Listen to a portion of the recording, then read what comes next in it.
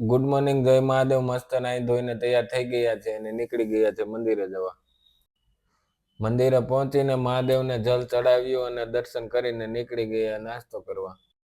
ગરમા ગરમ ભાખરી, ફાફડી, ચા ખાઈને નીકળી ગયા ઓફિસે જવા. ઓફિસે પહોંચીને કરી લીધી આરતી અને બેસી ગયા કોમ્પ્યુટર ઉપર કામ કરવા. કોમ્પ્યુટરનું કામ પતાવીને બેસી ગયા બોક્સ પેકિંગ કરવા. બપોરે જમી લીધું અને આજ બપોર પછી આપણે જવાનું હતું ઉગમ ફોજના ભજન સત્સંગનો કાર્યક્રમ હતો અને જગદીશ બાબુ ગેસ્ટ તરીકે આવવાના હતા. હું ને મારો મિત્ર ઘનશ્યામ નીકળી ગયા પાસોદરા જવા. બધા સેવકો ભેગા મળીને સ્ટેજ અને સાઉન્ડ સિસ્ટમ ગોઠવી દીધા. ત્યારબાદ બધા સેવકોને જમાડીને ફાઇનલી આપણે પણ જમી લીધું. જગદીશ બાપુ પહોંચી ગયા હતા. પછી ત્યારબાદ પૂજ્ય ઉગારામ દાદાની આરતી કરીને જગદીશ બાપુએ થોડીક વાર ભજન સત્સંગ કર્યો અને ત્યાર પછી થોડીક વાર સંતવાણી કરી. કાર્યક્રમ પૂરો થાય એ પહેલા બધા ભક્તોને આઈસ્ક્રીમ ખવડાવી દીધું અને ફાઇનલી આપણે પણ આઈસ્ક્રીમ ખાઈ લીધું.